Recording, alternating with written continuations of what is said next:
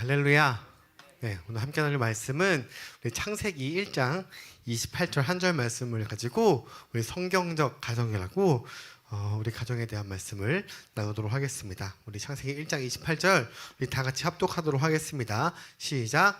하나님이 그들에게 복을 주시며 하나님이 그들에게 이르시되 생육하고 번성하여 땅에 충만하라. 땅을 정복하라. 바다의 물고기와 하늘의 새와 땅에 움직이는 모든 생물을 다스리라 하시니라. 아멘. 할렐루야. 이것은 하나님의 말씀입니다. 가정의 달을 맞이하여서 제가 지금 저번과 이번 두 번에 걸쳐서 가정에 대해서 말씀을 나누고 있는데요. 지난번에 나왔던 말씀 중에서 가장 중요한 내용이 두 가지인데 기억나시나요? 제가 가정과 교회의 역할에 대해서 말씀을 드렸는데 저저번 주에 말씀하셨던 요약이 이것입니다. 하나님께서 직접 디자인하신 가장 원형적이고 본질적인 모습으로 가정을 우리에게 주셨어요. 한마디로 하나님께서 가정을 가장 원형적이고 본질적으로 우리에게 허락하신 기간인 것입니다. 그리고 이 기간을 잘 세워나가야 하는데, 그런데 이 원형의 모습을 우리 죄적인 세상에서 잘 세우면 좋은데 그게 어렵거나 힘들 때 그것을 회복하고 확장시키시기 위하여서 우리에게 교회를 주셨습니다. 하나님께서 직접 만드신 이 두 기관, 이것이 바로 가정과 교회였습니다. 이 가정과 교회는 원래 가졌던 하나님에 대한 것을 우리가 배우게 되는 것입니다. 그래서 하나님께서 직접 디자인하신 그 원형적인 것이 중요합니다. 그렇다면 이 원형적인 것을 우리가 나눌 때 오늘은 이 결혼, 그리고 출산, 양육, 이러한 것에 대해서 말씀을 나누려고 합니다. 자, 다시 한번 우리 창세기 1장 28절 한번 더 읽어볼까요? 시작. 하나님이 그들에게 복을 주시며 하나님이 그들에게 이르시되 생육하고 번성하여 땅에 충만하라. 땅을 정복하라. 바다의 물고기와 하늘의 새와 땅에 움직이는 모든 생물을 다스리라 하시니라. 자, 우리 이 말씀을 지금 두 번을 읽었는데요. 어떤 맥락에서 이 말씀을 하신 걸까요? 처음에 나와 있는데 여기서 하나님이 그들에게 복을 주시며 라고 이야기하고 있잖아요. 이것을 잘 알아라셔야 이거는 생육하고 번성하라. 꼭 이 말이 하나님께 우리에게 주신 법률, 율법, 법칙 이런 것 같지만 하나님은 그 전에 하나님이 우리에게 복을 주시며 라고 하면서 축복하고 권면하는 말씀, 하나님이 은혜 가운데 하나님이 이 세상을 창조하시고 이 세상을 우리가 누리게 하셨는데 이 누릴 때 하나님이 가장 은혜롭게 하나님이 가장 축복을 주시면서 이것을 누리는 것이 무엇인가 라고 할 때의 맥락으로 이 말씀을 주신 것입니다. 그래서 이것을 하나님의 명령이라든지 계명으로 우리에게 오는 것이 아니라 이것을 우리에게 어떻게 누리게 할 것인가, 너희들이 이것을 지켜서 나아간다면 이 모든 복을 지켜 누릴 것이야. 그러니까 이게 법이나 법칙이면 하지 않으면 큰 재앙이 오거나 뭔가 마이너스가 되지만 그런 것이 아니에요. 아무것도 안 하면 0이지만 이 일을 하고 이것을 하나님의 그 법칙에 따라서 인도하시면 하나님이 우리에게 복을 주신다라고 얘기하는 것이에요. 그런데 어떻게 세상에서 우리 복을 주실 것인가? 생육하고 번성하여 땅에 충만하라. 우리는 이게 개혁 개정이라서 이게 익숙한데 우리말 성경에는 아주 간단해요. 그냥 자식을 많이 낳아라. 그러니까 자식을 많이 낳아서 번성해라. 이것이 하나님이 우리에게 복을 주시면서 하신 말씀이세요. 너희들이 자녀를 많이 낳아서 이 땅을 다스리면은 내가 너희에게 복을 주실 것이다. 이것이 하나님의 기본적인 가정을 만드신 그 원형적인 모습입니다. 하나님이 우리에게 바라신 그 원형적인 모습이에요. 그런데 이 기본적인 하나님의 마음을 우리의 마음대로 우리의 환경과 상황과 우리의 모든 그것에 맞춰서 바꾸어서는 안 된다는 것이에요. 하나님이 이렇게 말씀하신 이유가 있는데요. 하나님이 태초에 천지를 창조하시고 많은 것들을 보시며 항상 어떤 말씀을 하셨냐면 공통적으로 하신 말씀이 있는데요. 하나님이 창조하시고 만드시고 보시기에 좋았더라. 하나님이 보시기에 좋았다고 이야기하는 것이에요. 우리 한번 찾아볼까요? 우리 1장의 순서대로 나오는데요. 10절에 하나님이 물을 땅이라 칭하시고 모인 바다라 칭하시라. 하나님이 보시기에 좋았더라. 다음 12절에도 땅의 풀과 각기 종류대로 씨 맺는 채소와 각기 종류대로 씨 가진 열매 맺는 나무를 내니 하나님이 보시기에 좋았더라. 18절에도 하나님이 보시기에 좋았더라. 그리고 21절에도 하나님이 보시기에 좋았더라. 그리고 25절에도 하나님이 보시기에 좋았더라. 우리 마지막 절을 같이 읽어볼까요? 시작. 하나님이 그 지으신 모든 것을 보시니 보시기에 심히 좋았더라. 저녁이 되며 아침이 되니 이는 여섯째 날이라. 자, 하나님이 인간을, 이 세상을 직접 만드셨습니다. 하나하나 디자인하셨어요. 하나님이 만드시는 그 오리지널, 그 원형의 모습입니다. 그래서 그러고 나서 이것을 창조하셨는데 창조하시고 나서 하나님 보실 때 너무 좋다 하고 여섯째 날 다 지으시고 심히 좋았더라. 굉장히 만족하신 상태를 기록하고 있습니다. 그런데 이렇게 좋았더라 하는데 아쉽게도 하나님이 이렇게 지으시고 딱 한 가지 좋지 않다고 얘기한 것이 있어요. 뭔지 아시나요? 네, 맞았습니다. 하나님이 아담이 독처하는 것이 보기 좋지 않다고 이야기하고 있습니다. 창세기 2장 18절에 여호와 하나님이 이르시되 사람이 혼자 사는 것이 좋지 아니하니 내가 그를 위하여 돕는 배필을 지으시나 하시니라. 사람이 혼자 사는 것이 좋지 않다. 하나님이 명백하게 이 모든 것을 지으셨지만 이건 아닌데? 라고 하는 것이 바로 딱 하나 있었는데 그것이 바로 사람이 혼자 있다는 것이에요. 제가 오늘 이 성경의 이 기본적인 원리에 대해서 계속해서 나눌 것입니다. 혼자 오래 있지 말라고 합니다. 혼자 오래 있어봤자 좋을 것이 없습니다.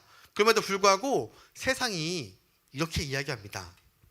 여러분, 개인 행복이 더 중요합니다. 이 땅 가운데 결혼해서 불행한 일이 훨씬 많고 결혼해서 안 되는 가정들이 훨씬 많습니다. 먼저 나의 행복을 찾고 그 후에 결혼을 하세요. 뭔가 이러한 것들이 트렌드가 되어서 결혼이 인생의 전부가 아닙니다. 더 중요한 것도 있습니다. 노래 중에서도 그런 것도 있잖아요. 결혼은 선택, 연애는 필수. 아모르 파티 김연자 노래에서도 그런 게 나왔잖아요. 이런 것처럼 세상 모든 관점들이 지금 결혼이 그렇게 중요하지 않아. 개인의 행복, 나의 행복, 일단 너의 행복을 찾아야지 그 후에 그 어떤 것도 되고 그리고 할 수 있어. 그리고 결혼은 선택이야.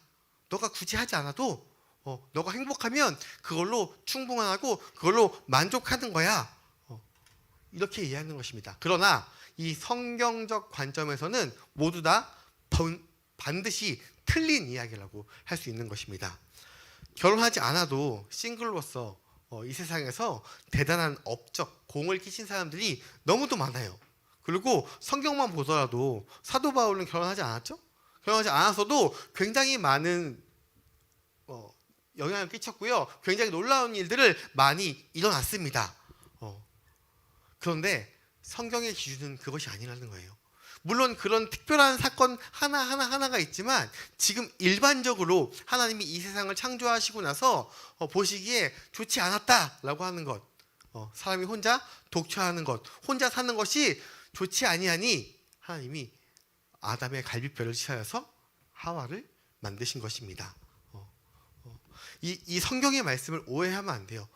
결혼하지 않는 것이 죄다를 이야기하는 것이 아닙니다. 제가 창세기 1장 28절 처음에 읽을 때 말했죠. 하나님이 복을 주시기 위하여서 이 일을 하면 하나님이 복을 주실 것이다. 이것은 율법이나 어떤 법칙이 분명히 아니라고 이야기한 것입니다. 하나님이 태초에 아담과 하와를 만드시고 직접 디자인하신 그 원형적인 역할에 대해서 지금 이야기를 하는 것입니다. 좋은 가정을 꾸미는 것이 훨씬 더 소중하고 중요합니다. 이 기준을 다시 세우려 하지 마세요. 이 세상에서는 이 기준이 틀렸다, 잘못됐다, 이거 말고도 다른 것이 있다고 얘기하지만 혼자 있는 것보다 주님이 만들어주신 그 배필과 결혼해서 풍성한 삶을 누리며 사는 것이 훨씬 더 복되다고 이야기하고 있는 것입니다. 성경에 말하는 것이 의무나 율법은 아니지만 그게 더 복되다고 이야기하는 것이에요. 우리 마태복음 19장 4절부터 6절의 말씀을 보시면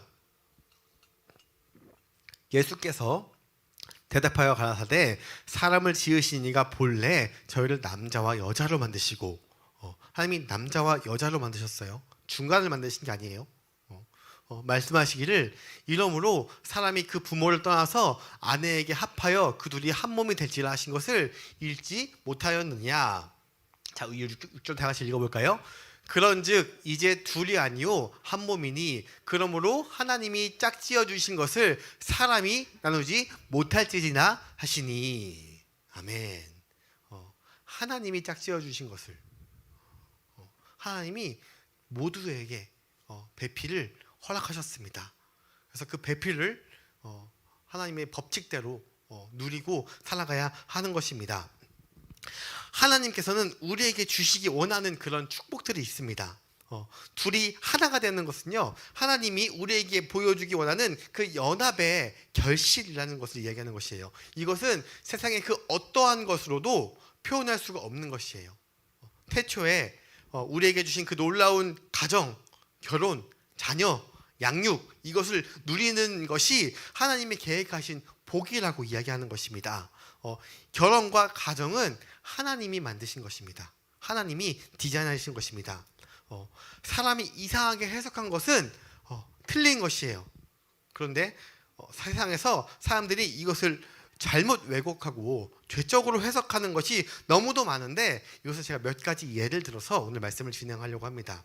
혹시 스몰 웨딩이라고 들어보셨나요? 스몰 웨딩? 요즘에 많이 유행하고 있어요. 스몰 웨딩. 그리고 이 스몰 웨딩이 사실 이 기독교회에서도 스몰 웨딩을 하자라는 움직임이 꽤 많이 있었습니다. 그래서 이 결혼식에는 허례허식이 너무 많다. 결혼식장을 잡는 것, 좋은 드레스를 고르는 것, 돈이 너무 많이 들죠. 그래서 뭐 한간에는 돈 때문에 결혼하지 못한다, 이러한 말까지 있을 정도로 결혼식이 굉장히 많은 허례허식이 있습니다. 그래서 이런 허례허식을 다 빼고 정말 아주 소중한, 아주 의미 있는 나와 가까운 사람들만 모여서 검소하게 대신에 의미 있게 결혼하자라는 게 바로 이 스몰 웨딩이에요. 그래서 반지도 아주 간단하게 그냥 금으로 된 아주 간단한 반지, 너무 화려한 것 아니고, 그리고 축의금 이런 것도 받지 않고 정말 의미 있게 결혼하자는 것이 바로 이 스몰 웨딩이었습니다. 너무 좋은 취지죠. 너무 좋은 취지인데, 그런데 여기서 한 단계 더 나아갑니다. 자, 여기 보시면 결혼은 누가 만들어주신 거냐면 하나님이 만드신 거예요. 하나님이 우리에게 돕는 배필을 허락하시고 우리 모두에게 짝을 허락하셨습니다. 그래서 우리가 영적인 의미로 하나님의 살아계심을 모르는 사람들이야 그냥 그럴 수 있다고 하는데, 우리마저도 결혼식이 누가 만들었으면서 그 의미가 무엇인지를 간과해서는 안 되는 것이에요. 이 스몰 웨딩까지 좋지만 이것에서 한 단계 더 나아가서 이렇게 스몰 점점점 없애서 지금 뭐까지 없애냐면 요즘 엄청나게 유행하는 트렌드가 있는데 바로 결혼식에 주례가 없는 거예요. 주례. 결혼식을 요새 결혼식을 가보면 반 이상이 주례가 없어요. 주례자가 없습니다. 물론 그 이유를 이해하죠. 결혼을 하는 그 신랑과 신부 사이에 자기가 존경할 만한 사람이 없다는 것이에요. 이 세상에 존경할 만한 사람이 없다는 것이 아니라 그들의 인생에 우리에게 주례를 맡길 만한 그러한 존경할 만한 놀라운 사람들이 없다는 것이 좀 안타깝지만, 그래서 이 주례가 빠지기 전에 어떠한 일까지 있었냐면 돈을 주고 유명한 사람, 조금 뭔가 남이 보기도 위대한 사람들을 초청하여서 주례를 맡기기도 했습니다. 그런데 이것도 다 허례허식이다 라고 하고 주례 없이 우리끼리 하겠다, 그리고 부모님이 와서 덕담 한마디 하고 결혼하겠다, 이러한 것들, 이게 영적인 의미가 없는 세상에서는 이렇게 하는 게 이해가 됩니다. 그런데 그럼에도 불구하고 우리는 하나님께서 이 결혼에 대한 의미, 가치를 아는 우리들은 이것이 변질되어서는 안 되는 것이에요. 결혼식에는 진짜 아무것도 없어도 됩니다. 뭐만 있으면 될까요? 사랑하는 신랑 신부와, 그리고 그게 뭐 밥이 있어야 될까요? 밥도 없어도 돼요. 노래가 있어야 될까요? 없어도 돼요. 사진 찍는 기사 있어야 될까요? 없어도 돼요. 아무것도 필요 없는데 그런데 그들을 집례하고 그것을 하나님 앞에 선포해 줄 사람이 있어야 되는 게 정상인 것입니다. 그것이 믿는 우리에게는 보통 목사님들한테 얘기하죠. 하나님께서 선택하고 인도하시는 그 사람이 많은 사람들 앞에서 혹은 둘 앞에서 하나님 앞에 공헌하는 그것들, 물론 이게 그냥 규례고 그냥 법칙이니까 없어도 된다고 하지만 결혼식이라는 큰 틀 앞에 중요한 우선순위를 두면은 그 어떠한 것보다 하나님 앞에 선포하는 것이 중요한 것인 것이에요. 이 세상에서 어른들의 이야기가 싫다고 꼰대라고 하고 듣지 않는 이 세상 가운데에서 그럼에도 불구하고 우리 영적인 의미가 있는 우리들마저도 이것을 간과해서는 안 되는 것입니다. 제 전 사역하던 교회 목사님 딸이 결혼을 했는데 목사님의 딸이 결혼을 했는데 그 결혼식에 주례나 예배가 없었어요. 그냥 둘이 와서 부모님의 덮담도 없이 스스로 둘이 결혼을 했습니다. 이게 얼마나 안타까운 모습이에요. 물론 줄이는 거 좋지만 믿는 우리들마저도 그러한 근본적인 것을, 제가 이것을 안 하면 죄다라는 것이 아니라 그 많은 프로그램 가운데, 결혼을 하는 그 많은 프로그램 가운데 하나님 앞에 공헌하는 시간이 얼마나 귀중한 시간인데 그것마저도 그냥 할 사람 없고 맡길 사람 없고 돈 들어가니까 빼는 이러한 너무 안타까운 것들, 이러한 것이 점점 우리에게 이 하나님이 만드신 의미를 망각하고 빼는 것들입니다. 그리고 두 번째는 바로 이 출산에 대한 이 기피 현상입니다. 요즘 결혼율도 물론 매우 낮지만 출산율도 매우 낮죠. 결혼한 가정 가운데서 애초에 아이를 가지지 않기로 결심하고 결혼하는 사람들이 너무도 많습니다.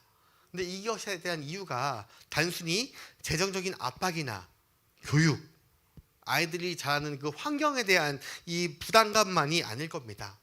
아까 이야기했듯이 나의 행복, 내 시간이 아이한테 투자되는 것이 싫은 것이에요.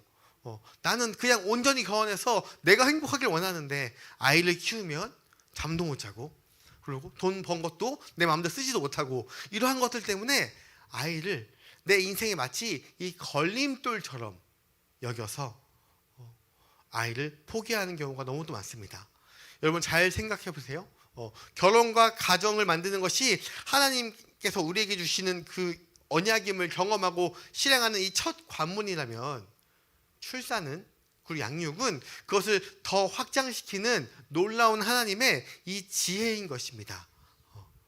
두 번째, 이 다분히 이기적일 수밖에 없고 이 좁은 시야를 가진 우리들에게 이 자녀라는 이 존재를 통하여서 우리에게 이타적인 삶을 배우게 하는 것이에요. 자녀라는 이런 너무 또 연약한 인격체, 인간만이 유일하게 태어나서 자기 몫을 할 때까지 이렇게 시간 걸리는 것이 인간밖에 없습니다. 다른 동물들은 태어난 지 얼마 되지 않아도 열심히 일어나고 뛰고 걷고 하는데, 지금 저희 해나가 이제 70일이 좀 넘었는데 아직도 목을 이렇게 가두고 있다가 잠깐 방심하면 이렇게 돼요. 이렇게 목 꺾일 것처럼 70일이나 지났는데 아직도 자기가 방심하면 목이 꺾이는, 이런, 아직도 걷지도 못하고. 그런데 만약에 여기가 야생이라면 저렇게 되면은 죽을 수밖에 없는 거예요. 죽을 수밖에 없는 거예요. 인간만이 유일하게 계속 돌봐야 돼요. 1년이 돼도 2년이 돼도. 언제까지 돌봐야 돼요? 자립할 때까지? 자립하시면 끝납니까? 어떠십니까? 자녀들 다 키우시니까 이제 자립했으니까 온전히 한몫하고 잘 자라나요?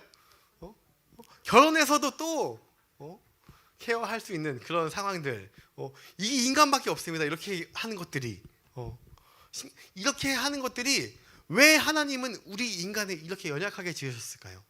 분명히 하나님의 의도가 있을 거 아니에요. 하나님은 왜 이렇게 연약하게 지었을까요? 정말 연약한 인격체, 그런데 나를 닮았어. 나를 닮았어. 그래서 그 한 영혼을 통해서 하나님이 우리를 조건 없이 사랑하는 그 마음을 배우게 되는 것이에요. 자녀의 입장에서는 부모의 마음을 이해할 수는 있지만 온전히 이해할 수는 없습니다. 그런데 부모가 되면 우리 부모의 마음을 이해할 수 있을까요? 그게 온전히 이해할 수 있는 것이에요. 그 조건, 그것을 하나님께서 우리에게 가르쳐 주시기 위하여서, 우리를 성숙해 시켜주기 위하여서 자녀를 주신 것입니다. 하나님이 우리를 그렇게 사랑하신다는 것이에요. 그리고 마지막 네 번째, 이 출산과 양육은 영적인 힘이에요. 왜 그런지 아세요? 우리의 컨트롤할 수준을 넘어가는 것이 바로 양육입니다. 지금은 당연히 우리 혜라가 잘 자서 밤에 풀잠 잘 때도 있어요. 그런데 그 전까지는 2시간에 한 번씩, 3시간에 한 번씩 꼬박꼬박 일어나서 밥 주고, 아니면 빠삐 울고, 얼마나 힘들고 괴로워요. 막 졸려 죽겠는데도 일어나서 해야 되잖아요. 근데 비단 저만이 아니라 모든 부모가 그렇게 하잖아요. 이것은 인간의 힘으로는 사실상 힘듭니다. 만약에 그것이 출근의 길이었으면 잠시 안 할 수도 있고 괴로워서 그냥 놓을 수도 있는데, 그런데 그렇지 않잖아요. 애가 빽빽 울어서 그렇지 않을까요? 아니에요. 우리가 이 아이를 사랑하니까. 이것이 바로 이 영적인 힘, 우리가 컨트롤할 수 있는 범위를 항상 넘어가는 것입니다. 그럴 때마다 우리는 하나님의 도우심을 경험하게 되고 하나님의 도우심을 구하게 되는 것이에요. 하나님은 너무도 놀라운 방식으로 그분의 일하심과 계획하심을 우리에게 가정이라는 것을 통하여서 보여주고 계시는 것입니다. 시편 127편 3절에 보라, 자식들은 여호와의 기업이요 태 열매는 그의 상급이로다. 젊은 자의 자식은 장사의 수종의 햇살 같으니 이것이 그의 화살통에 가득한 자는 복되도다. 그들이 성문에서 그들의 원수와 담대할 때에 수치를 당하지 아니하리로다. 자식이 하나님이 우리에게 주신 기업이고 태고, 그리고 상급입니다. 요즘 사회에 있는 이 트렌드, 비혼, 그리고 결혼해서도 무자녀, 이게 하나님께서 만드신 이 가정과 자녀의 의미를 우리가 반드시 알아야 돼요. 트렌드니까, 유행이니까가 아니라 이것이 얼마나 하나님 앞에 복되지 않는 일인지를 알아야 되는 것입니다.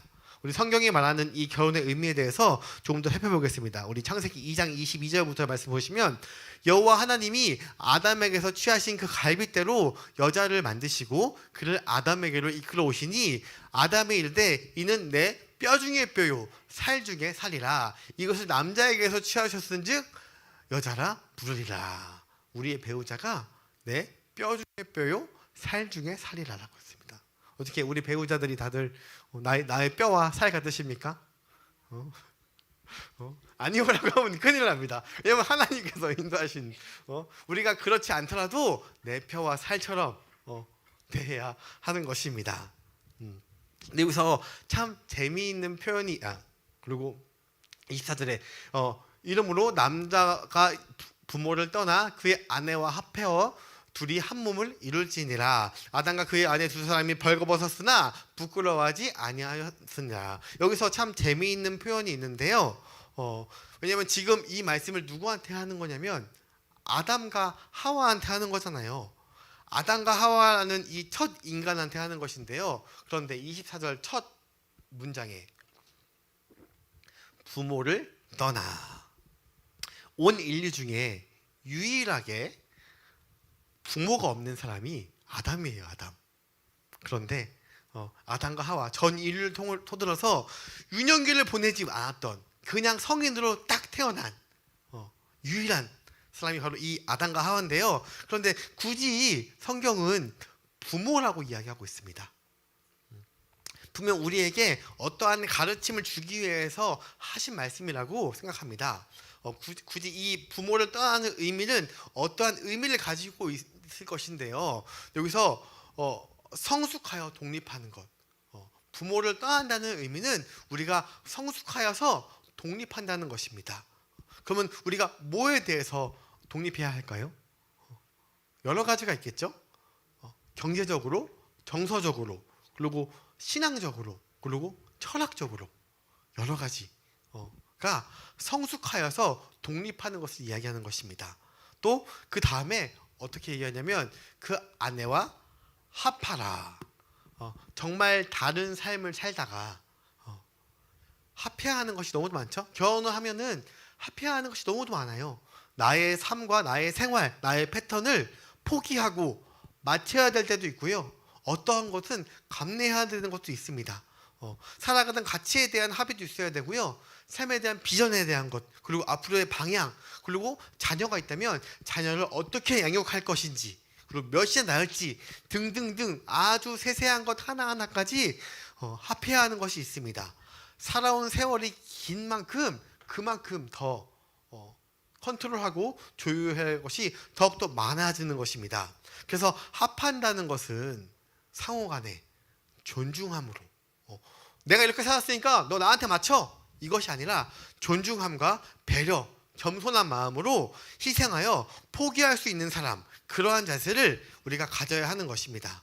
그래서 성경의 결과가 24절 후반절에 둘이 한 몸을 이루지니라, 이렇게 부모를 떠나서 하게 되면 결론적으로 한 몸을 이루는 것입니다. 생각도 그렇고요, 그 가정에 대한 가문도 그렇고요, 여러 가지들이 이 둘 사이가 정립되는 것이에요. 비록 두 명의 인격이지만 한 몸처럼 결론적으로 한 몸으로 되는 것이 바로 이 부부인 것입니다. 그러니까 너무 자녀들의 삶에, 자녀들이 살아가는 것에 있어서 부모 입장에서 볼 때는 저게 아닌 것 같아도 너무 질책하거나 나무라면 안 되는 것이에요. 왜냐하면 그들 사이에서 조율하고 나아가는 것이 있으니까. 물론 어른된 입장에서, 아비된 입장에서, 어미된 입장에서 그들에게 지도하고 편단해 줄 수는 있지만 거기까지 해야 되지.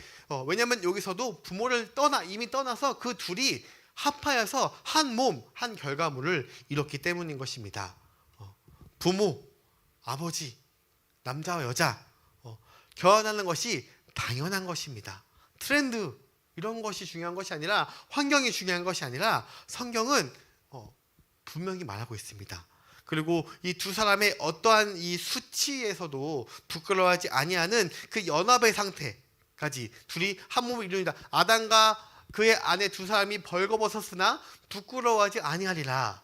부끄러워하지 않을 정도로, 이 벌거벗었다는 것은 신체적인 것도 있겠지만 그것들 넘어 내 속에 정말 수치스러운 것들, 나밖에 모르는 것들, 이러한 것들까지도 부부에게 공유하고 이것들을 당당하게 밝히면서 부끄러움이 아니라 이것을 잘 정립해 나가는 것을 이야기하는 것이에요.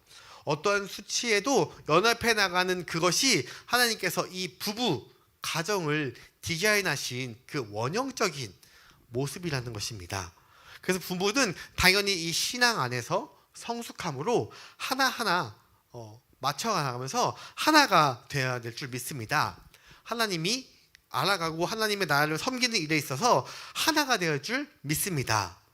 그런데 세상은 이 하나를 또 왜곡합니다.